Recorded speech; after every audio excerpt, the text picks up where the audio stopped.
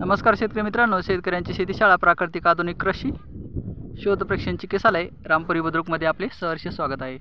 शेतकरी मित्रांनो, आज आपण आहोत शिवार कोणतंही महातपुरी शिवार, महातपुरी आणि भांबडवाडी, तालुका गंगाखेड, जिल्हा परभणी। आणि ह्या फार्मरचं नाव आहे शेतकऱ्यांचं पिंटू भाऊ मुलगीर। तर यांची ही हळद आहे 2 एकर। तर 2 एकरचा प्लॉट याला लागण होऊन जवळपास 25 दिवस प्लस म्हणजे 1 महिना जवळपास पूर्ण होतोय। तर आपल्याला याची व्हेजिटेरियन ग्रोथ समाधानकारक वाटते आणि जे थोडं महागपुडी झालंय त्यासाठी आपण ह्युमसचा डोस आपल्याला द्यायला थोडा उशीर झाला। हे डोस द्यायला थोडा उशीर झाला बरं का। लागण झाल्यानंतर हे 8 दिवसाला द्यायला जर असतं तर हे तुमचे महागपुडी झालेले कोंब आहेत ना, ते सारखे दिसले असते। सांगितलं होतं मी पिंटू भाऊला, लेट केलं त्यांनी। तर हा पहिला डोस थोडासा लेट झाला, 15 दिवसात तरी कमीत कमी डोस पाहिजे आपला। तर थोडं लेट झालं, काय हरकत नाही। आपण आता याची ड्रेंचिंग करून घेऊया। ड्रिप वॉटर जर तुम्हाला सोडायला योग्य वाटलं तर ड्रिप वॉटर सोडा। अगोदर पाणी सोडून पहा कसं जातं कसं नाही। आता हे पहा, तुम्ही जे म्हणता ना महागपुडी कसं झालं, त्याचं कारण असं असतंय की जे हळकुंड वर पडलंय, आता हे पहा इथं हे हळकुंड वर पडलंय, याच्यावर माती नाही, त्याच्यामुळे याला मावशीर चांगलं मिळालं नाही। त्यामुळे आता याची कोंब निघायला लागली। बघा हे कोंब निघायला आहे, हे कोंब निघायला आहे। मग आता याची बरोबर हे कसं करेल, करणारच नाही। फक्त आता कसं आहे की जे आता समजा आता हे ह्युमस आहे आपलं, ह्युमस आणि बायोपॉवर। तर ह्युमसमध्ये काय आहे, नत्र, स्फुरद, पालाश, मुख्य अन्नद्रव्य, कॅल्शियम, मॅग्नेशियम, सल्फर, दुय्यम अन्नद्रव्य आणि जस्त, लोह, मंगल, बोरॉन, कॉपर, मॉलिब्डेनम आणि क्लोरीन मायक्रोन्यूट्रल। तर यानं न्यूट्रिशनची पूर्तता होऊन व्हेजिटेरियन ग्रोथ चांगली होती। आणि याच्यात ह्युमसचं प्रमाण, नॅचरल ह्युमस असल्यामुळं, याच्यात ह्युमसचं प्रमाण असल्यामुळं रूट झोन चांगला होतो, पांढऱ्या मुळाची वाढ चांगली होती। आणि जेवढं मुळाची वाढ चांगली तेवढीच ग्रोथ पुढे पिकाची चांगली, असं त्याचं शास्त्र असतं। बाकीचं जे आहे थोडंसं महागपुडी ते शेवटपर्यंत राहणार, त्याची काय अडचण नाही। फक्त जे समजा मॅच्युरिटीला जो कंद आला आहे तर हे पाठीमागचा कंद यायला थोडा वेळ लागतो, 8-15 दिवस महागपुडी होतं, बाकी काही नाही। बाकी छान आहे। पाणी बंद केलं का?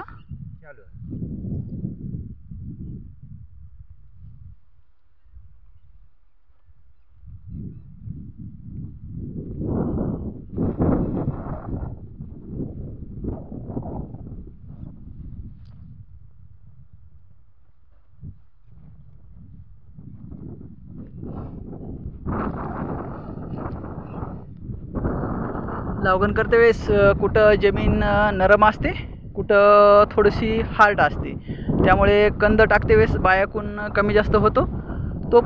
ते पण एक कारण असतं की हळद पाठीमागं होण्याची किंवा लवकर निघण्याची किंवा काही कंद उशिरा निघण्याची। आता पहा, हे कंद निघाला आहे आपलं आणि हा कंद पाठीमागून निघत आहे ना, हा पण कंद पाठीमागून निघत आहे, हा पण कंद पाठीमागून निघत आहे, हा पण कंद पाठीमागून।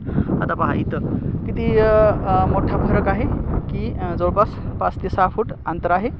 आणि हे 5 ते 6 फूट अंतरामध्ये जे निघत आहे ते लेट निघत आहे। तर हा फरक तुम्हाला जाणवतो 15 दिवस, 20 दिवस, सरासरी महिना, 1 महिना। 1 महिन्याच्या नंतर तुमची पूर्ण हळद 1 नंबर दिसते। आता खुरपण चालू आहे तिकडं, तर खुरपण झाल्यानंतर याला आपल्याला थोडीशी माती लावायची कंदावर। अशी कंदावर जर थोडी माती लागली तर त्याला इम्युनिटी पॉवर चांगली मिळते आणि कोंबाची ग्रोथ होते। जास्त माती लावू नका, कारण जास्त माती जर लावली आणि कंद जर खोल गेला तर फुटवा व्हायला अडचण येते, मग फुटव्याची औषधं सोडा वगैरे व्यतिरिक्त खर्च व्हायला सुरुवात होते। तर तसं करायचं नाही।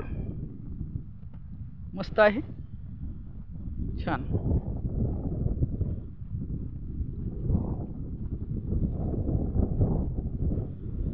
जास्त माती जर चढवली तरी पण फुटवा कमी होतो आणि कमी माती चढवली तरी पण फुटवा कमी होतो। याचं कारण आहे की कमी माती जर चढवली तर त्याला ताकद, इम्युनिटी पॉवर पोहोचत नाही आहे।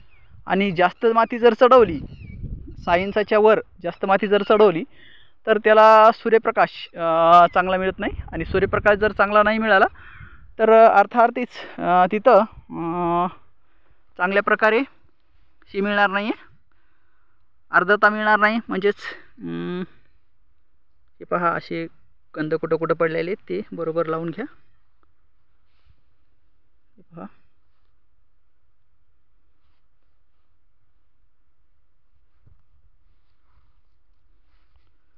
तर जे समजा कंद खोल गेला आहे त्याला सूर्यप्रकाश म्हणजेच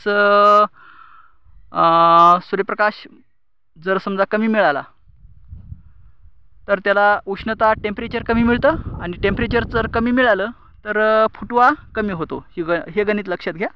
आणि माती जर कमी लागली, आता ही शेंग उघडी दिसते, ही शेंग उघडी दिसते, तर ही शेंग उघडी दिसते तर याच्यावर कमीत कमी 2 इंच माती असणं आवश्यक आहे. 2 इंच माती असणं आवश्यक आहे. कारण आपल्याला जर फुटवा करायचा असेल तर चारी बाजूनं चांगली मुळी फुटणं आवश्यक आहे. मग मुळी कधी फुटेल? जर समजा त्याच्या आजूबाजूला चांगली माती असेल तर मुळ्या फुटतील जास्त, आणि जास्त जर मुळ्या फुटल्या तर हे फास्ट कंद वर येईल. त्याला चांगली इम्युनिटी पॉवर जे मिळेल, म्हणजेच न्यूट्रिशन खायला त्याला चांगले मिळतील, जास्त मिळतील, आणि तो कंद लवकरात लवकर वर येईल. किंवा त्याच्या बाजूचा पण कंद त्याला इम्युनिटी पॉवर चांगली मिळेल. आणि जर जास्तीत जास्त जर कंद खाली गेला, 6 इंच जवळपास जर कंद खाली गेला तर त्याला टेम्परेचरच मिळणार नाही सूर्यप्रकाशाचं. सूर्यप्रकाशाचं टेम्परेचर नाही मिळालं तरी पण प्रॉब्लेम आहे फुटवा होण्यासाठी. त्यामुळे कंदावर माती किती असली पाहिजे? सुरुवातीला आता आपली लागवड होऊन महिना झाला आहे तर आपल्याला पहिल्यांदा भरणी करायची, पहिल्यांदा कंदावर माती टाकायची. तर अगोदर खुरपण करून घ्या आणि नंतर हलकासा वक्कर चालवा आणि कल्टिवेशन करून घ्या. आणि कल्टिवेशन झाल्यानंतर थोडी थोडी उगा 2-2 इंच 2 बोट किंवा 3 बोट इतकीच माती कंदावर गेली पाहिजे. म्हणजे प्रकाश जर सूर्यप्रकाश पडला तर तिथं चांगल्या प्रकारे टेम्परेचर त्या कंदाला मिळालं पाहिजे. कंदाला जर टेम्परेचर चांगलं मिळालं तर ॲटोमॅटिकच तुमचा फुटवा चांगला होईल. दुसरं कुठलंही ग्रोथ प्रमोटर द्यायची आवश्यकता नाही. तर अशा प्रकारे हळदीचं लावगण आणि माती लावणे, खुरपणे, अंतर्मशागत आणि माती चढवणे म्हणजे भरणी करणे हे कंद व्यवस्थापन करून घ्या.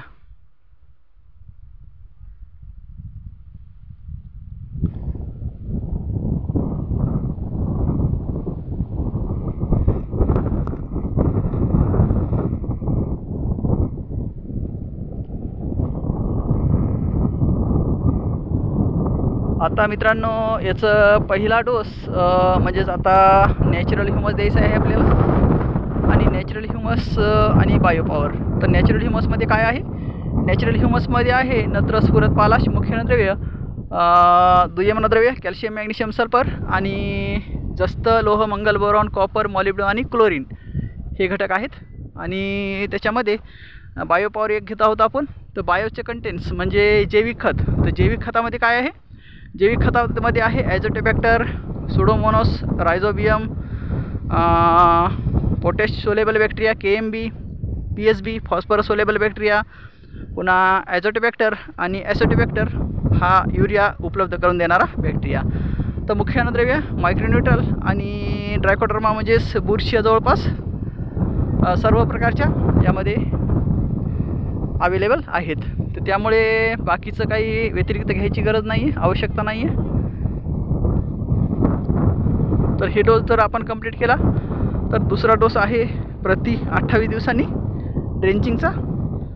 आणि त्याच्यात मध्ये 15 दिवसाला तुम्ही प्रति एकर 3 किलो 19-19 पहिल्या डोसला, आणि त्याच्यानंतर मॅग्नेशियम सल्फेट प्रति एकर 1 किलो हे घेऊ शकता.